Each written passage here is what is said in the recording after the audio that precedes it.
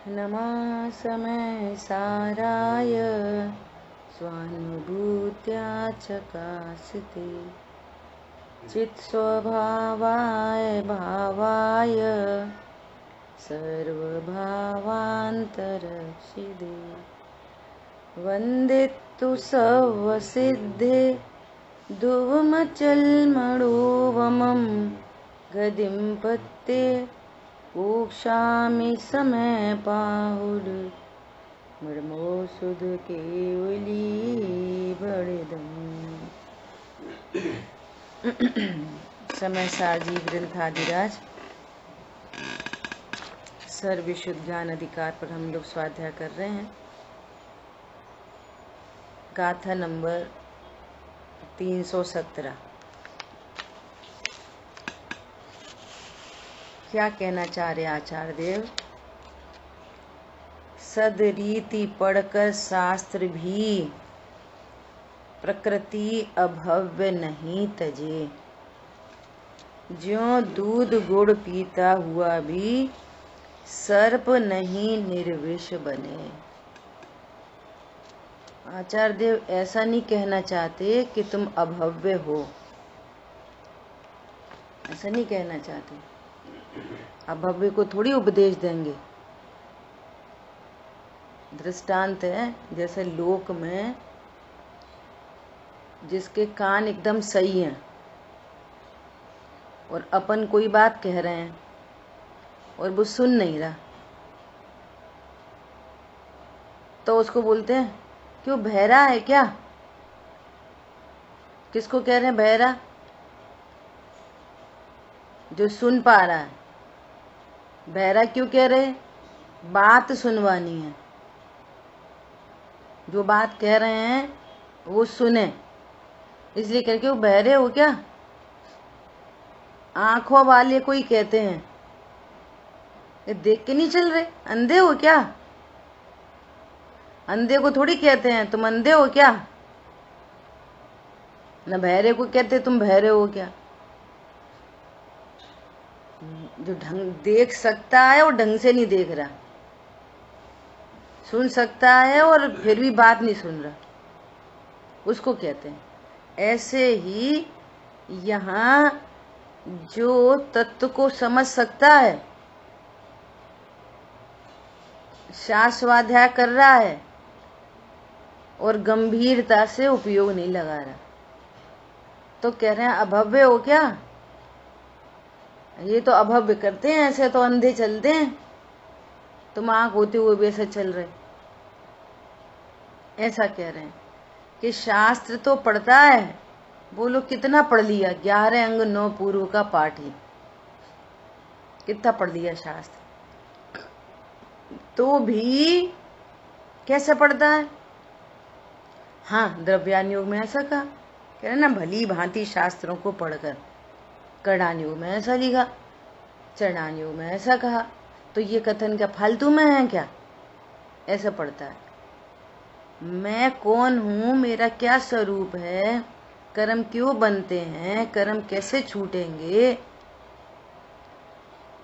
ऐसा अपना निर्णय नहीं कर। जो वहां कहा जा रहा है ना, उसका निर्णय नहीं करता। कई बार विचार तक भी आ जाता है, विचारों तक ऐसा सब बोलते हैं, फोन आते हैं ना, ऐसा बोलते हैं, फिर हम ऐसा विचार करते हैं, हमें फिर विचार बाद में आते हैं, फिर हमें विचार, अब तो हम ऐसा विचार कर लेते हैं। अरे विचार नहीं, निर्णय। विचार नहीं, विचार कम चले तो भी चलेगा,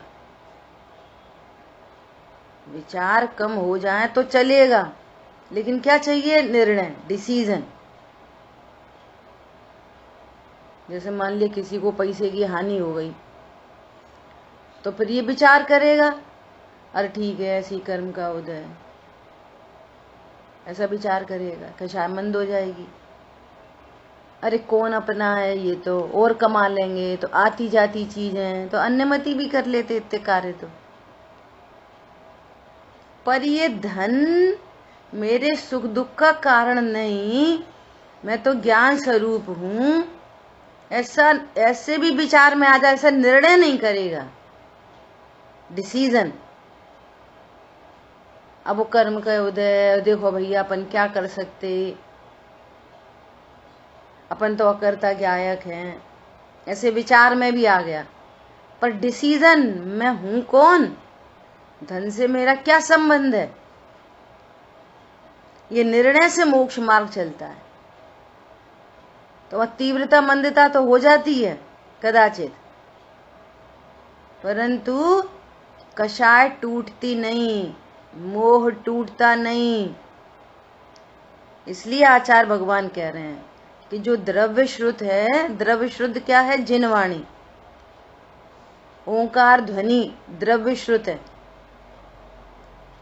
ना। ये जितने प्रवचन सुने जा रही है सब द्रव्य श्रुत है, जिनवाणी द्रव्य श्रुत है, ये सब क्या है, द्रव्य श्रुत। द्रव्य श्रुत में थोड़ी ज्ञान है, दिव्य ध्वनि में थोड़ी ज्ञान है, ज्ञान तो जीव की पर्याय है। तो जैसा वहां कहा अहम एको खरु शुद्धो, और ज्ञान ने स्वीकार किया, उस द्रव्य शुद्ध को ज्ञान ने स्वीकार किया, ओहो मैं एक हूं, शुद्ध हूं, परिपूर्ण हूं। देह से भिन्नता भाषित हो गई, आश्रय बंध भिन्न भाषित हो गए, और ज्ञान ज्ञायक से अभिन्न हो गया, ज्ञान ज्ञायक से अभिन्न हो गया। संयोग शरीर कर्म कषाय सब वो पड़े, उनसे भिन्नता भाषित हो गई, ये हो गया भाव शुद्ध ज्ञान।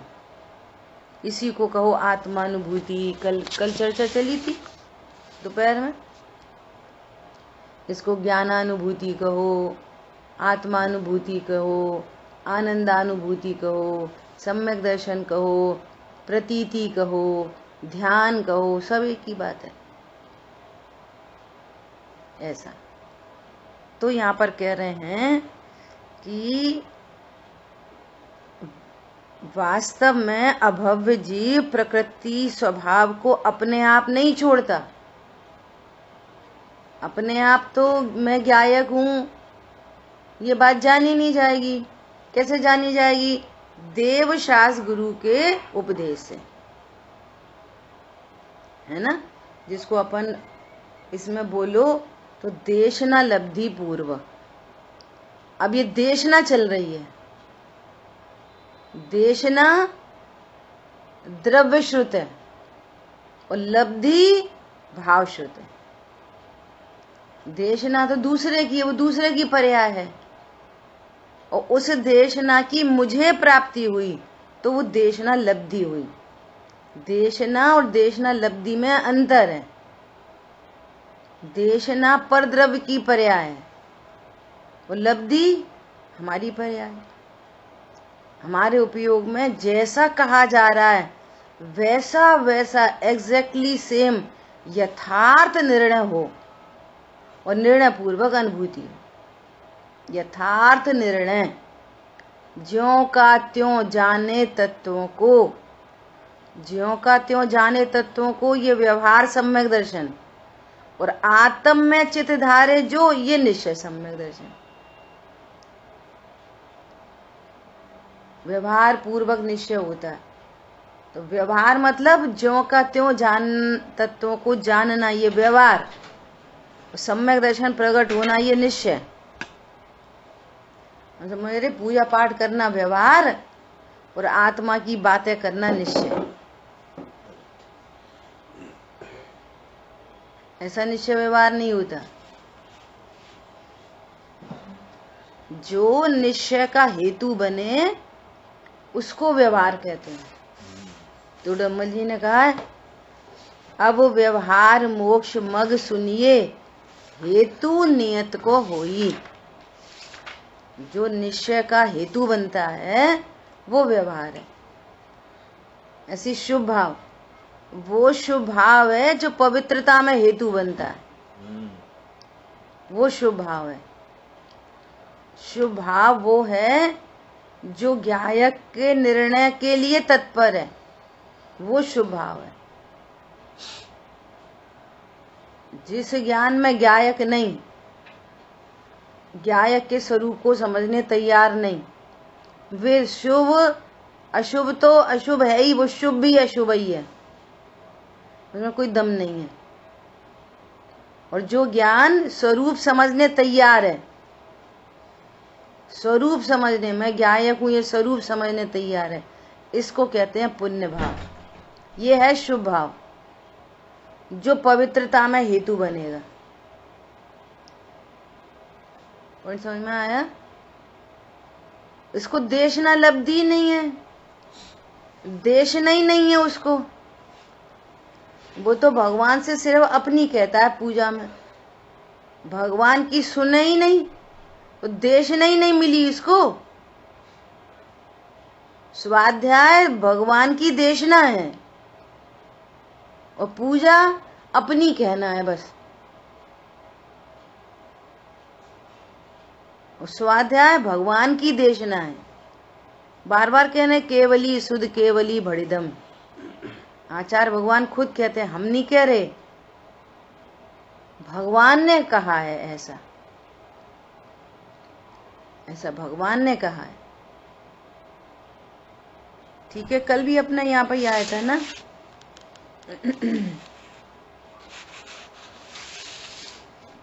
केवली परमात्मा कहते हैं। ऐसे लब्धि और देशना, और देशना लब्धि में अंतर है ना, ऐसे ही क्षयोपशम और क्षयोपशम लब्धि में अंतर है।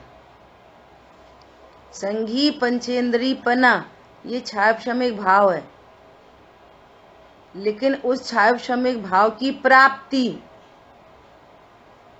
तब कहलाई कि वो जो छायोपशमिक ज्ञान है वो भेद ज्ञान करे तो तुम्हें प्राप्ति हुई। नहीं तो सारे ही जीव एक इंद्री से लेकर संगी पंचेंद्री तक, जैन भी हो, हिंदू मुसलमान, सभी कर्म फल को बेद रहे हैं बस। सभी आपको संगी पंचेंद्री पना मिला, सम्यक दर्शन की भारी पात्रता क्या है?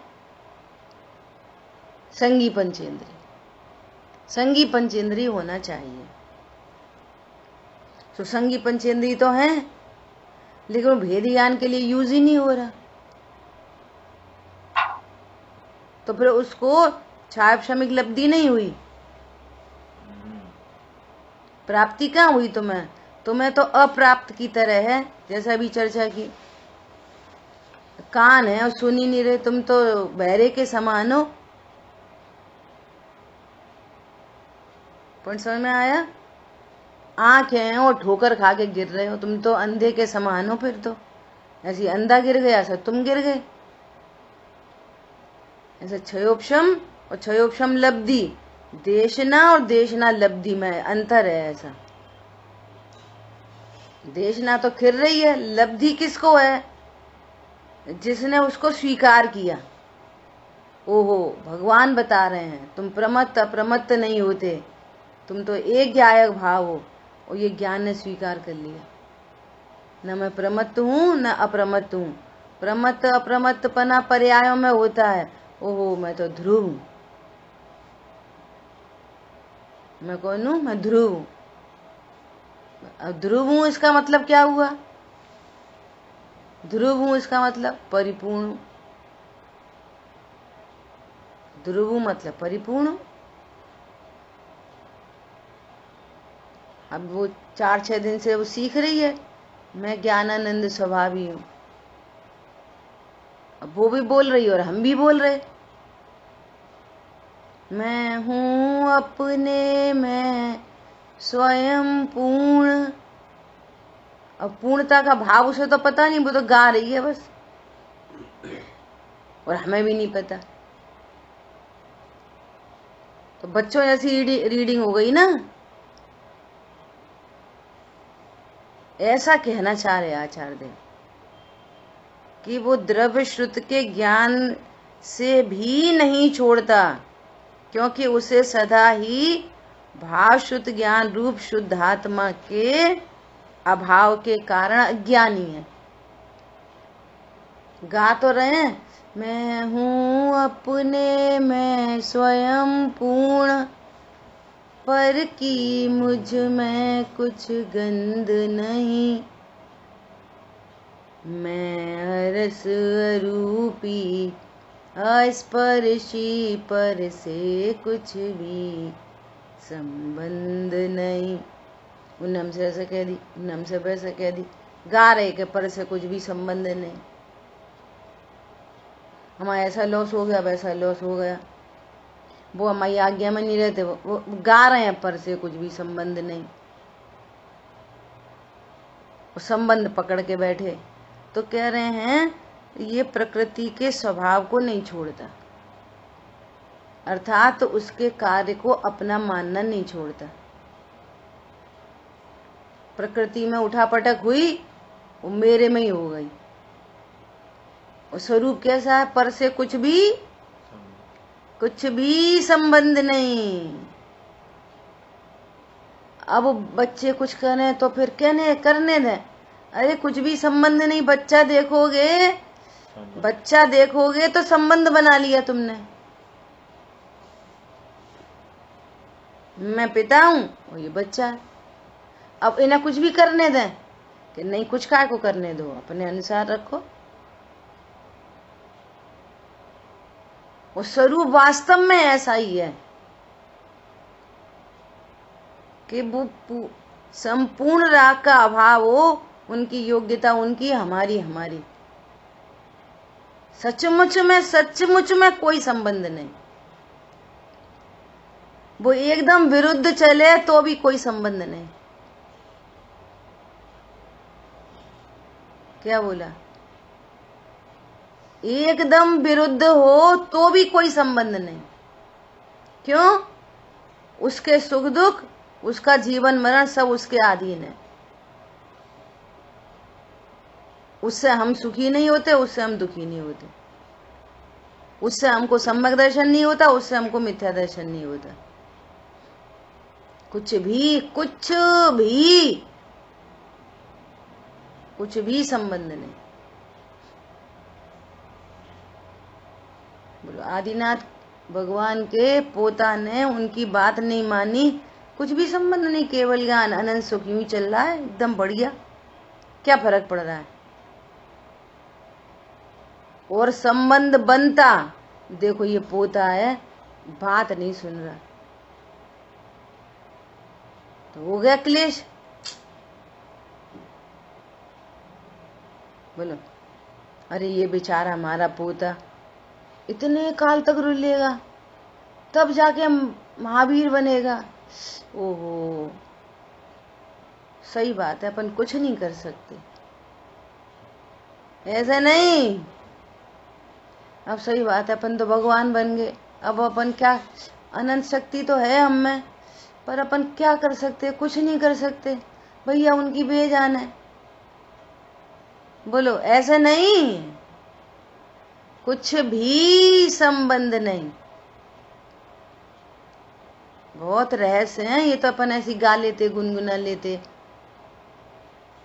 इस एक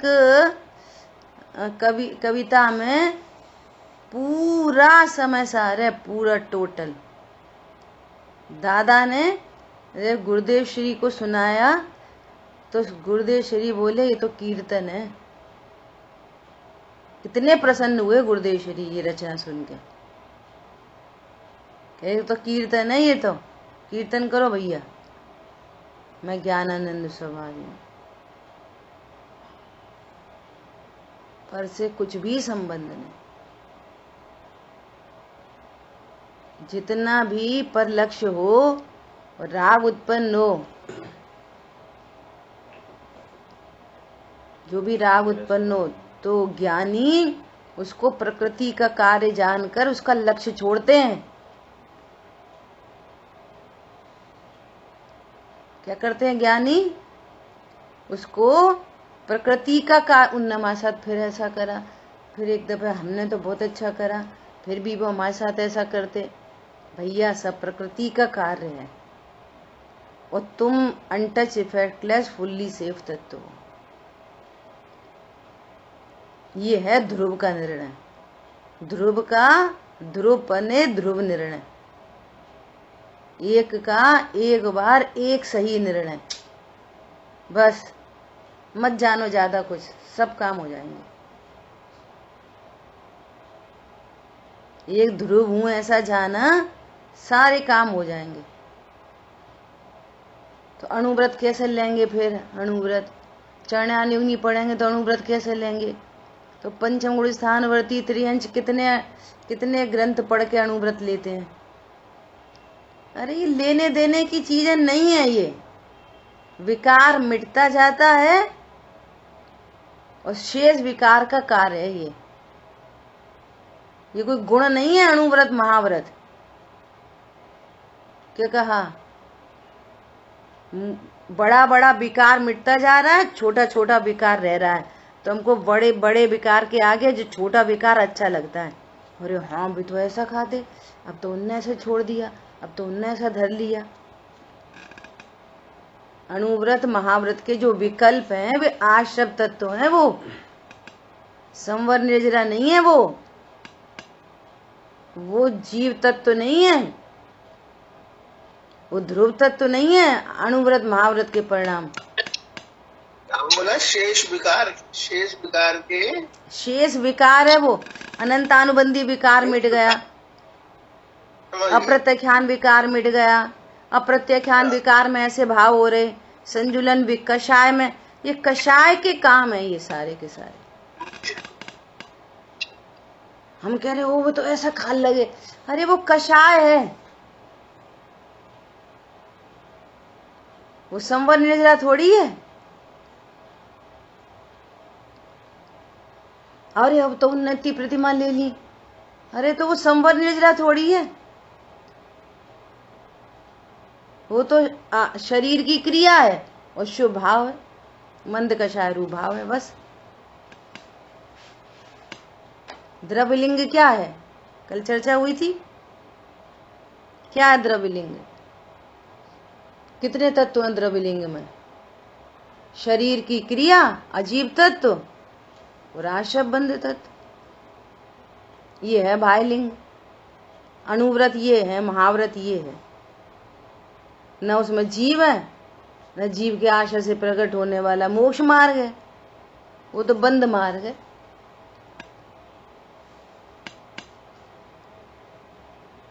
तो क्या बोल रहे हैं कि प्रकृति स्वभाव को, अब देखो इसको अणुव्रत महाव्रत के जो विकल्प हैं वो जीव का कार्य नहीं है, वो प्रकृति का कार्य है। उसमें महानपना लग रहा है, ओ नग्न दिगंबरपना।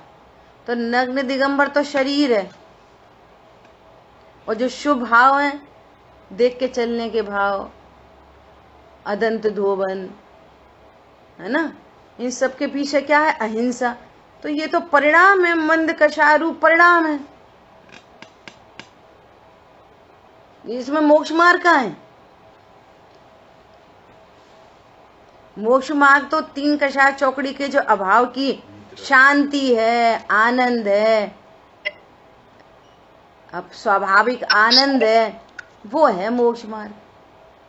रत्नत्रय तो आश्रव है। देखो अभी भी अपना ज्ञान कहाँ पे रीझता है, किसको देखता है? इसका नाम है ज्यों का त्यों जानू तत्वों को। वो कौन सा तत्व है? आश्रव तत्व। तो आश्रव तत्व प्रशंसा के योग्य है कि हे है? बोलो, प्रशंसा के योग्य है कि हे है वो? अच्छा, मिथ्या दृष्टि के लिए तो हे है। मिथ्या दृष्टि अगर अणुव्रत ले ले, प्रतिमा ले ले, मिथ्या दृष्टि, सम्यक दृष्टि प्रतिमा ले ले, वो तो अच्छी है। अरे उसका भी आश्रव तत्व है।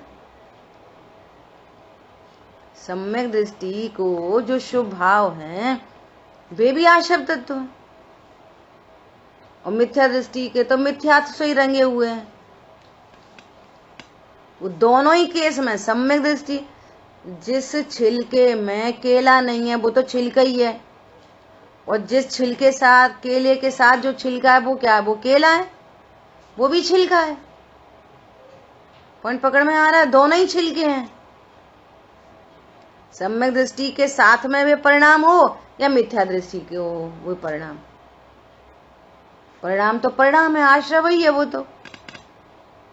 ऐसा, इसलिए ज्यों का त्यों जानो तत्वों को। ये व्यवहार रत्नत्र है और आत्म में चित धारे जो जो निश्चय सम्यक दर्शन, निश्चय रत्नत्र। इसलिए यह नियम किया जाता है, ऐसा नियम सिद्ध होता है कि अज्ञानी प्रकृति स्वभाव में स्थित होने से वेदक ही है। प्रकृति के उदय के कार्य को अपना कार्य जान रहा है और उससे इफेक्टेड हो रहा है, तो फिर राग द्वेष उत्पन्न होते हैं, इसलिए वो वेदक है। प्रकृति का कार्य हुआ घाती और अघाती दोनों में, और उससे वो क्या हुआ, इफेक्टेड। इफेक्टेड मतलब राग द्वेष की उत्पत्ति। तो ये राग द्वेष की उत्पत्ति ही वेदक बना है, यही वेदक है। किसको भोगता है, पर को नहीं, इस राग द्वेष को भोगता है। पर को प्रकृति के कार्य को नहीं भोगता, उसका तो अत्यंता भाव है, उसका तो परम अकर्ता परम अभोक्ता। किसको भोगता है, अज्ञान मोह राग द्वेष को भोगता है। ऐसा देखो भावार्थ। इस गाथा में यह नियम बताया है, नियम। जब तक तुमको त्रिकाली ध्रुव भगवान आत्मा हूं ऐसा निर्णय अनुभव नहीं हुआ, तो नियम है, गारंटी कि अज्ञानी कर्म फल को भोगता ही है, ही लगाया है, भोगता ही है। घाती कर्म का उदय आएगा तो फिर बोलेगा ये अच्छा ये बुरा, ये अच्छा है ये बुरा है। और अघाती कर्म का उदय आएगा तो मैं ज्यादा ज्ञान वाला, मैं कम, मैं मूर्ख, मैं पंडित, हमें तो याद ही नहीं रहती। अरे हमें तो हर बात याद रहती है, हम तो बहुत अच्छे से गाथा टीका याद कर रहे। मैं मूर्ख और मैं प्रवीण, मैं तीव्र कषाई, मैं मंद कषाय, मेरे परिणाम तो एकदम सुधरे रहते। अपरिणामी का निर्णय नहीं करता। तुम्हारे परिणाम है कि तुम अपरिणामी द्रव्य हो। बोलो, हमने तो परिणाम सुधार लिए, हमारे तो परिणाम बिगड़े, बहुत जल्दी बिगड़ जाते। अब क्या करें, बिगड़ जाते तब क्या करें, क्या करें, ध्रुव का निर्णय करो और क्या करो। नहीं हमने तो सुधार लिए, तो और सुधार लो।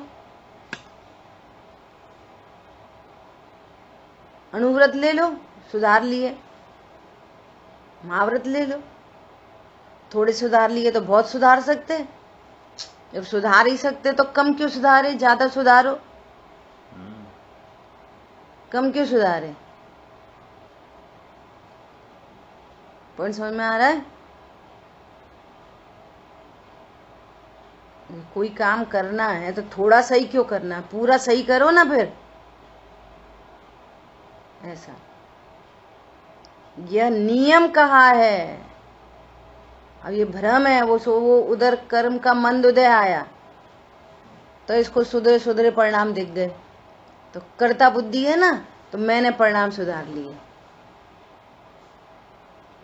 कर्ता बुद्धि में क्या हुआ, मैंने परिणाम सुधार लिए। उधर कषाय की मंदता हुई, उधर दान देने का भाव आया, अरे वो तो मैंने दान दे दिया। धन का स्थानांतरण होना है और भाव बन जाएंगे, निमित्त, निमित्त चाहिए ना धन के स्थानांतरण को, निमित्त।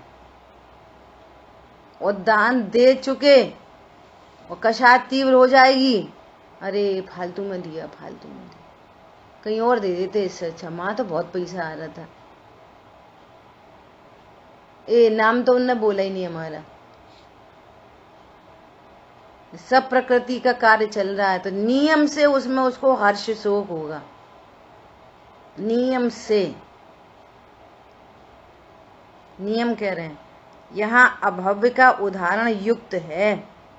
जैसे अभव्य का स्वमेव यह स्वभाव होता है कि वो द्रव्य श्रुत का ज्ञान आदि बाह्य कारणों के मिलने पर भी अभव्य जीव शुद्ध आत्मा के ज्ञान के अभाव के कारण कर्मोदय को भोगने के स्वभाव को नहीं बदलता। बोलो,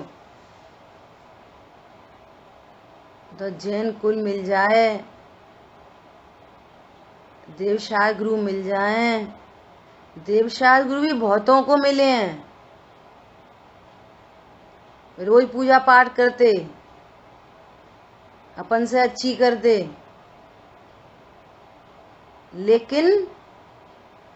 लेकिन प्रकृति को भोगने के स्वभाव को नहीं छोड़ते। सही तत्व ज्ञान कान में पढ़ना दुर्लभ है।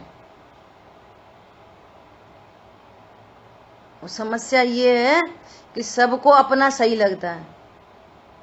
जो जहां जिस ग्रुप बना लिए, ग्रुप जो जहां जिस ग्रुप से जुड़ गया ना, वो यही सोचता है कि हम सही हैं, हम सही हैं, हमारे यहाँ बहुत सही चल रही है चर्चा। तुम एक बार सुनो तो सही। अरे कुंद आचार्य देव क्या कह रहे, अमृतचंद आचार्य देव क्या कह रहे, यहाँ से टैली करो ना मूल ग्रंथों से, अपना उपयोग लगाओ। टूडरमल जी ने कहा है यहाँ आज्ञा प्रदानी नहीं चाहिए, यहाँ परीक्षा प्रदानी चाहिए। मैंने कल पर शेयर की थी, कोई से कल परसों बात हुई नहीं। अपन कोई के बारे में भावना तो भा सकते हैं,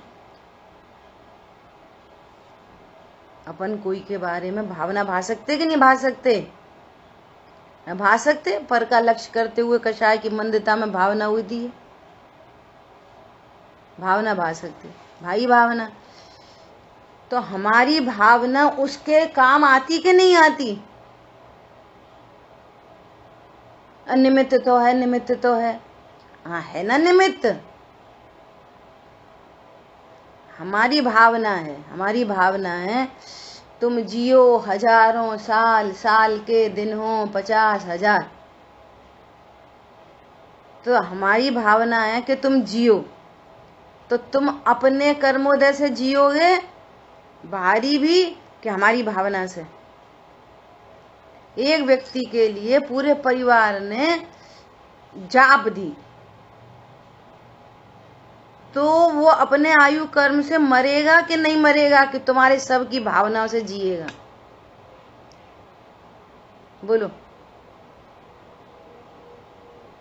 और फिर वो अविनाशी है, इसका निर्णय कौन करेगा? मरता ही नहीं, मरता ही नहीं। ऐसे ही कोई बीमार हुआ और पूरे परिवार के 50-100 लोग भावना भारे उसके लिए, तो हमारी भावना से उसकी बीमारी सही होगी कि नहीं? हमारी भावनाओं से। ये तत्व निर्णय है भैया। नहीं, अपन को भावना भानी चाहिए उनके लिए, हाँ भावना भानी चाहिए, वो बाद में बात करेंगे। पहले ये बताओ हमारी भावना से उसका भला होता कि नहीं? बोलो। उसका रोग हमारी भावना से मिटेगा कि नहीं? वो रोगी ही नहीं है, वो रोगी ही नहीं है। अरे इतनी बात पता चल जाए तो फिर तो बात ही क्या है। अभी तो उसी पॉइंट पे आ रहे कि पहले हमारी भावना से उसका रोग मिटेगा कि नहीं। तो उसका रोग मिटेगा उसकी साता से, उसके साता का उदय आएगा तो उसका रोग मिटेगा। हमारी भावना से तो उसे साता नहीं बनती, हमारी भावनाओं से उसको साता बंधेगी कि नहीं बंधेगी? ये नहीं बनती, हमारी भावना से साता नहीं बनती। पॉइंट पकड़ में आया? उसकी साता से उसका रोग मिटेगा। अभी तो सब व्यवहार का कथन चल रहा है। अब वो जो दुखी है, जैसा भाई साहब बोल रहे हैं, वो जो दुखी है वो रोग से दुखी है कि अपनी अज्ञानता से दुखी है? वो काय से दुखी हो रहा है? अज्ञानता से कि मुझे रोग हुआ। और रोग के काल में वो सुखी हो सकता कि नहीं हो सकता? भेद ज्ञान से सुखी हो सकता। तो हमारी भावना उसको भेद ज्ञान कराएगी कि नहीं? न तो हमारी भावना उसको साता उत्पन्न कराएगी और न हमारी भावना उसको भेद ज्ञान कराएगी। बाहर में शरीर सापेक्ष उसका साता साता का उदय और अंतरंग में उसकी अज्ञानता और उसका भेद विज्ञान, वो उसका दुख का कारण। वो सारा मामला उसका, हमारे उसके बीच में पर से कुछ भी संबंध नहीं। अत्यंत अभाव। बोलो, एक बात हो गई। अब बात अपनी, तो अपन क्या करें? कोई साधर्मी बीमार है, अपन क्या करें? अपन पर से कुछ भी संबंध नहीं, ये करो अपन। एक बात नहीं, अब उतना तो राग है, साधर्मी के प्रति राग होता है, तो भावना भानी चाहिए कि नहीं भानी चाहिए? तो ये भावना भानी चाहिए कि हमारे को जो दुख है वो उसके प्रति का राग है, उसके कारण हमको दुख नहीं हो रहा। तीसरी बात, हमें तो ये भावना भानी चाहिए कि अगर ऐसी कंडीशन 1 घंटा बाद 10 मिनट बाद हमारी बन जाए तो बोलो हम भेद ज्ञान में तत्पर हैं कि नहीं? तुम तो ये भावना भाव अपने लिए। एक द्रव्य दूसरे द्रव्य का कुछ नहीं कर सकता। अभी हमको खबर आ जाए कि तुमको अभी ब्लड कैंसर है, खबर आ जाए, अब क्या होएगा? बोलो, तुम सब हमारे लिए भावना भाव शांति धारा करो अपने अपने मंदिर में। जो नया पागलपन चला, शांति धारा करो सब लोग मिलके। बोलो, है वो अशांति धारा और कर रहे समझ रहे शांति धारा। अभी पंचकल्याणक हुए कि नहीं हुए? अभी तो साक्षात सबने देखा। बालक वर्धमान को सुमेरु पे लेकर उनको नवन किया था। तीर्थंकर भगवान के ऊपर ऐसे शांति धारा नहीं की जाती।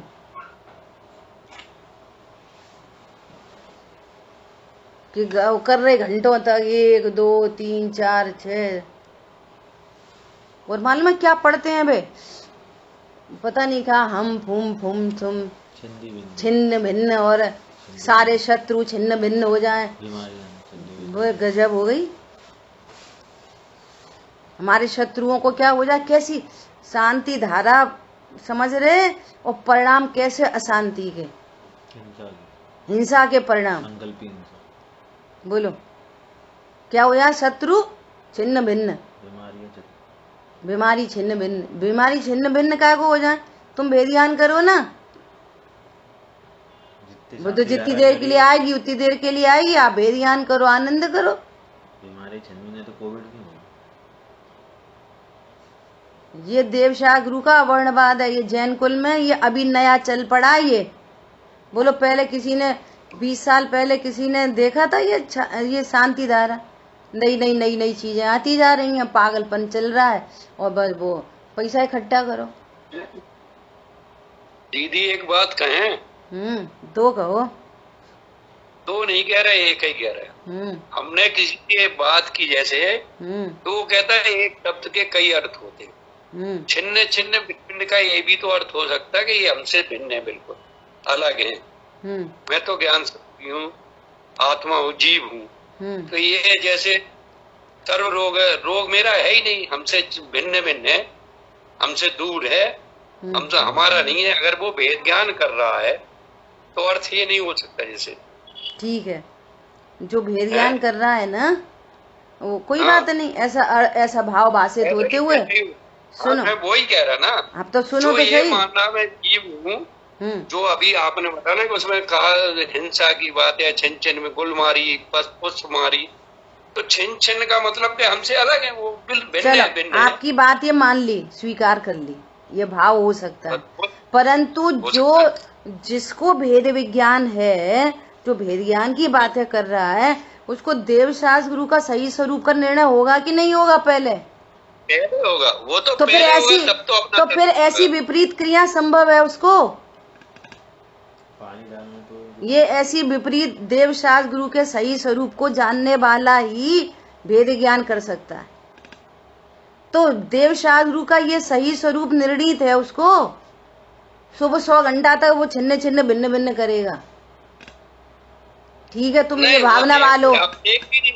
नहीं, मैं यही कह रहा, जैसे अभिषेक भी नहीं होता, केवल प्रक्षाल होता है, ये बिम्ब के ये वो है ना, ये पॉइंट है। सिर्फ परिमार्जन है अकेला, बस। और थोड़ा बहुत जल डल जाए तो डल जाए, जरा सा, ऐसा नहीं वो धारा की धारा चल रही है। धारा चली थी जन्माभिषेक पे। अरे जब मुनिराज इसलिए कह रहे हैं कि जैन कुल में जन्मे को भी सही बात समझ में आ जाए बहुत दुर्लभ है। जब मुनिराज स्नान नहीं करते तो जो भगवान बन गए, उनके स्नान का कौन सा पॉइंट किधर से आ गया? बोलो। जब मुनिराज को अस्नान है, अदंत धोवन है मुनिराज को। अभी आप 28 मूल गुण देखोगे मुनिराज को, तो अपन देख रहे कि उनने पानी लिया और ऐसे ऐसे मांझ रहे, देख ही रहे सामने, तो भावना अपनी गिर जाती है। हिंसा दिख रही, सीधे सीधे सीधी सीधी हिंसा दिख रही, वो भी तो अहिंसा महाव्रती है। और वो कमंडल से पानी लिया और ऐसे पैर ऐर धो रहे, ऐसे ऐसे ऐसे ऐसे कर रहे, तो दिख गया सीधा सीधा। फिर तौलिया से पोछ रहे, दिख ही गया सीधा ही सीधा, पूरा हिंसा का तांडव दिख गया। वो कैसी है मुनिराज की अलौकिक दशा। तो जो भेद ज्ञान के लिए छिन्न छिन्न भिन्न बोल रहा है, तो पूर्व में उसको देवशास्त्रु का यथार्थ निर्णय चाहिए कि नहीं चाहिए? उनका यथार्थ निर्णय नहीं, वो भेद ज्ञान कर रहे। ये तो कषाय की पूर्ति से वे लोग कुतर्क निकालते, ये सारे कुतर्क हैं। ये आप घर में देख लो, आप ऐसा समझाओ कि तुमने ये नहीं करा, तो उसके पास कुतर्क विद्यमान है, अपनी बात को सही कहने का कुतर्क विद्य। वो तो हमने इसलिए नहीं करा, वो तो अनादिकाल का तो ज्ञान इसलिए है वो। ऐसा इसलिए यहाँ पर कह रहे हैं, इसलिए यहाँ पर कह रहे हैं कि ये द्रव्य। अच्छा, वे उनको पूछो तो वे कहते हैं हम स्वाध्याय करते हैं, हम स्वाध्याय करते हैं, सब करते हैं स्वाध्याय। इसलिए यहाँ पे ये इतनी खतरनाक बात बोली है अभव्य का नाम लेके।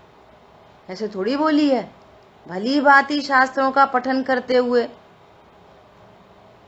भली भांति पूजा अभिषेक की विधि करते हुए, और तुम अज्ञानी रह गए। क्यों? तुम कर्म प्रकृति के कार्य को अपना जानते और शुद्धात्म स्वरूप को नहीं जानते, देवशास्त्र गुरु को भी नहीं जानते। तो भैया मत जानने दो तो कोई बात नहीं, घूमते रहो उसमें गतियों में, कोई बात नहीं, तो फिर कोई बात नहीं। बात तो अपने हित की चल रही है ना। मेरा हित कैसे होगा? मैं संसार परिभ्रमण से कैसे?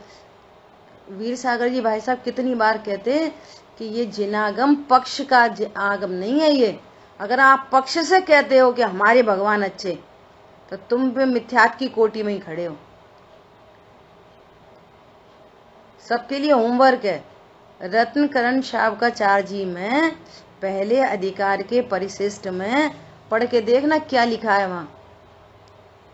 जिनवाणी उठा के देखो भैया, जिनवाणी आंखों और कानों से पिया जाने वाला अमृत है, यही आपको अमर बनाएगी। इस दुष्म भीषण काल में जिन देव का जब हो विरह, तब मात सम उपकार करते, शास्त्र ही आधार है। ये शास्त्र आधार है। वहां पर लिखा है, यदि आप कुल परंपरा को धर्म कहोगे तो चोर है ना, चोर, उसका पिता भी चोर और उसका दादा भी चोर, तो चोरी को धर्म कहना पड़ेगा, ऐसा लॉजिक दिया है। क्यों? हमारे घर में तो चोरी से पैसा आता है, हमारे पिताजी भी चोरी करते थे, हमारे दादाजी भी चोरी करते थे, तो परंपरा से चोरी है हमारे घर में, तो चोरी बढ़िया काम है। फिर हम क्या करें, परंपरा से हो रहा है, तो यहाँ परंपरा नहीं चलाई जाती है। टोडरमल जी ने एकदम क्लियर लिखा है, आप अपना उपयोग लगाओ, अपना ज्ञान लगाओ और तत्व को समझो अपने उपयोग से। उन्होंने बोला कि तू मोती खरीदने गया तो तुझे मोती की चमक, क्या कहना चाहिए, झूठा मोती और सच्चा मोती, तो उसकी चमक तुझे समझ में आती कि नहीं आती, ऐसा दो उदाहरण दिया। फिर प्रश्न उठाया खुद से ही कि साहब हमें तो इतनी परख है नहीं, अगर सच्चे मोती में किसी ने झूठे मोती मिला दिए हो तो हम तो वही समझ के ले आएंगे। तब उन्होंने कितनी गजब की बात की है, सुन तेरी होनार भली हो तो तुझे ऐसे निमित्त तो आसमान से उतरते हैं ना, होनार भली तो अपनी चाहिए, तेरी होनार भली हो तो तेरे को ऐसे निमित्त मिल जाएंगे जो ये कहेंगे कि देख ये सच्चा मोती है, ये झूठा मोती है। ऐसा आंसर करा उन्होंने। इसलिए होनार भली हमारी चाहिए, परीक्षा प्रधानी होकर जिनवाणी सुनना। आप युक्ति तो लगाओ, अब अपन युक्ति की बात कर रहे हैं उनसे तो वे सुन ही नहीं रहे। नहीं तो फिर बहन जी बताओ, फिर ऐसे फिर ऐसे, अपन समझ गए, अब समय मत लगाओ यहाँ, कोई किसी को समझा नहीं सकता। ठीक है भाई साहब, अभी मेरा टाइम हो रहा है, अपन कल बात करेंगे। जय जिनेंद्र। बिल्कुल समझाने का प्रयास मत करो, समझाने से समझ नहीं आता, जब समझे तब स्वयं समझ जाता। पॉइंट पकड़ में आ रहा है? ऐसी बात यहाँ पर कह रहे हैं, ये प्रकृति के स्वभाव को द्रव्य शुद्ध का ज्ञान आदि बाह्य कारणों के मिलने पर भी, ये समझ लो बहुत अच्छी तरह से कि देवशाल गुरु का सानिध्य मिलने पर भी और ऐसा समागम मिलने पर भी यदि तुम्हारा उपयोग शार्प नहीं होता तो तुम्हारे साथ बहुत बुरा होने वाला है। यहाँ पे नहीं चेते ना तो कहीं नहीं चेत सकेंगे। बाय की इतनी अनुकूलता है, इतनी अनुकूलता, इतना पुण्य का उदय कि सब हाथों लेने तैयार हैं, उसके बावजूद तत्व निर्णय करने तैयार नहीं है, सुनने ही तैयार नहीं है। बोलो शरीर में कोई रोग आदि नहीं, कोई धन की समस्या नहीं, कोई क्लेश नहीं, कुछ नहीं, तो भी तत्व ज्ञान नहीं। बोलो अपनी चलानी है। अभव्य, इसलिए आचार्य देव को मजबूरी में अभव्य बोलना पड़ा। अभव्य क्या बोल रहे हैं? शुद्ध का ज्ञान आदि बाह्य कारणों के मिलने पर भी अभव्य है। शुद्ध आत्मा के ज्ञान के अभाव के कारण, मतलब यहाँ मेरी कोई सत्ता है, मेरी एग्जिस्टेंस है, मैं ज्ञान स्वरूप हूँ, मैं जीव हूँ, न सत्ता न स्वरूप, एकांत रूप से मैं शरीर हूँ, मैं शरीर मैं शरीर मैं शरीर मैं शरीर। अब जो कुछ हो वो सब शरीर शरीर शरीर शरीर शरीर शरीर, 24 घंटे शरीर शरीर शरीर, जो मैं हूं नहीं। यहाँ रेखा बहन जी हैं, इनसे बात हुई 3-4 दिन पहले, तो बोली कि हमने अपने जो पूजा करती है ना उन बहनों से चर्चा की कि इस लाइन का क्या अर्थ है कि जिसके श्रृंगारों में मेरा महंगा जीवन घुल जाता। रेखा बहन जी आपको आवाज आ रही है? यही बताएंगी। तो वो कैसा पूजा कर रही हो, क्या अर्थ निकाल रही हैं कि है ना, जब अपन लिपस्टिक पाउडर लगाते ना तो फिर अपनी स्किन खराब हो जाती, इसका ये अर्थ है। इसके जिसके श्रृंगारों में महंगा जीवन शरीर का ही घुल जाता, अपन फिर बीमार हो जाते हैं। अभी कहाँ से पूछे। समझ में आ रही बात? ऐसी स्थिति है तो जी अपन को इस आंसर पे हंसी आ रही है, तो ये जो अभी शांति धारा वारा की जो बात करी ना, ये ऐसी हंसी की बात है, ऐसी बिल्कुल। अरे देवशाह गुरु का निर्णय करो भैया, 6 द्रव्य 7 तत्व का निर्णय करो। पॉइंट पकड़ में आ रहा है? ऐसा कर्मोदय को भोगने के स्वभाव को नहीं बदलता, इसलिए यह उदाहरण से स्पष्ट हुआ कि शास्त्रों का ज्ञान आदि होने पर भी जब तक जीव को शुद्ध आत्मा का ज्ञान नहीं है, अर्थात अज्ञानीपन है। सब लगा लो, पूजा करते हुए भी, दान करते हुए भी, दया करते हुए भी, शिविर अटेंड करते हुए भी, तीर्थों पर रहते हुए भी, सब लगा लो, अभिषेक करते हुए भी, स्वाध्याय करते हुए भी, सब लगा लो, जितनी भी धर्म की नैमित्तिक क्रिया है सब, जब तक जीव को शुद्ध आत्मा हूं ऐसा ज्ञान नहीं होता, मेरा स्वरूप और मेरी सत्ता, मेरी एग्जिस्टेंस और उसका भी स्वभाव कैसा, मैं जानने वाला हूं और जानने वाला भी कैसा, जानना भी कैसा कि पर को जानता है पर रूप नहीं होता, ऐसा जानना। सबका ज्ञाता परंतु कोई मेरे ज्ञान में नहीं आता, ऐसा अनटच इफेक्टलेस फुल्ली से, पर से कुछ भी संबंध नहीं। दर्पण का किस किस से संबंध है बोलो? अपन दिन भर कोई कोई झलकता रहता दर्पण में, तो दर्पण ये कहता है ये मैं हूं, मेरा है। दर्पण का क्या संबंध है? हमारा और दर्पण का क्या संबंध है? कुछ नहीं। और तुम्हारे ज्ञान में जो कुछ झलक रहा है उससे क्या संबंध है? द्रव्य कर्मों से क्या संबंध है? भाव कर्म से क्या संबंध है? नो कर्म से क्या संबंध है बोलो? भाव कर्म से भी क्या संबंध है? अपनी पर्याय में भी जो विकार उत्पन्न हो रहा है उससे क्या संबंध है? विकारों से कौन संबंध बनाता है बोलो? विकार से भी कोई संबंध बनाता है? दृष्टांत है, गंदा है, आदरणीय दादा श्री देते कि ये नाक में मैल निकलता, उससे क्या संबंध है? मैल से क्या संबंध है बोलो? दादा बोलते हमारी नाक है, क्या संबंध है? छी फेंक देते। कषाय क्या है? मल है, मैल है, इससे क्या संबंध है? शुभ भाव से क्या संबंध है? मल कहा है शुभ परिणाम को, जिसको छाती से लगाते, क्या संबंध है? कोई संबंध नहीं।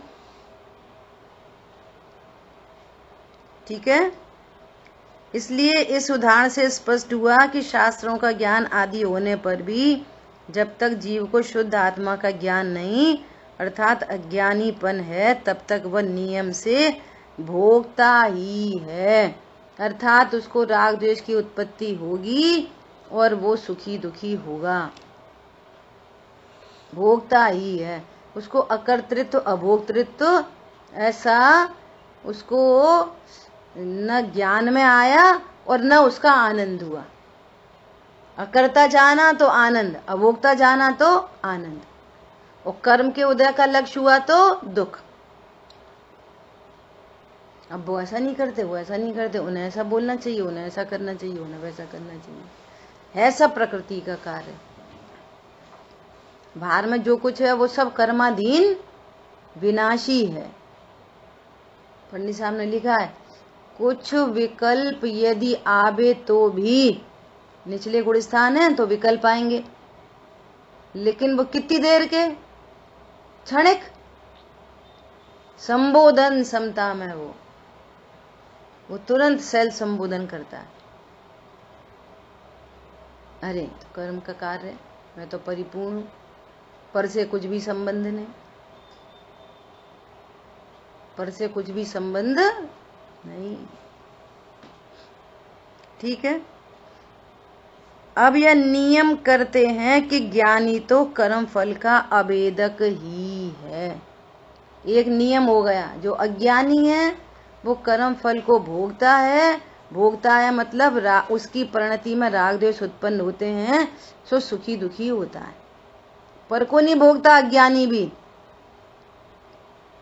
पर का तो सर्वथा अकर्ता अभोक्ता। क्यों है अकर्ता अभोक्ता? पर का अकर्ता अभोक्ता क्यों है? बोलो।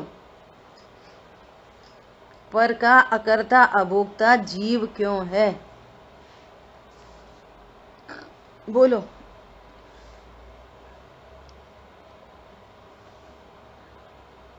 नहीं जानता इसलिए। कार्यों का करता होता है।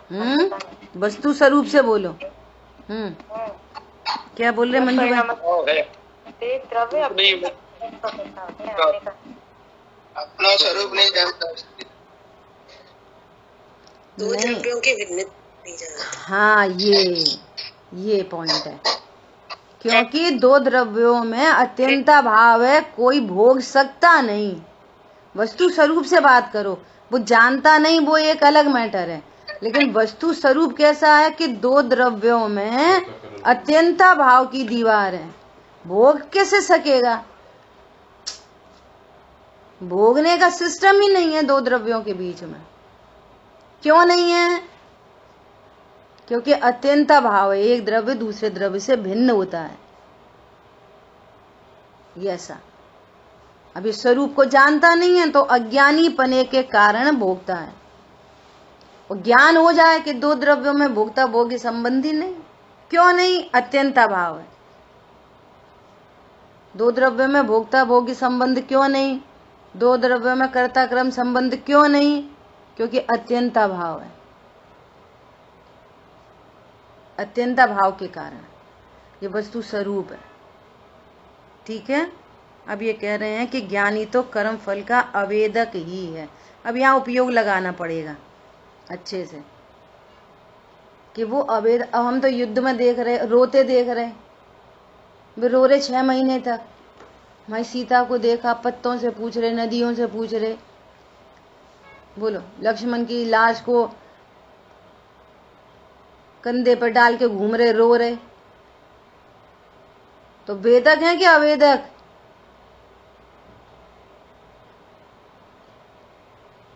कौन समझ में आ रहा है?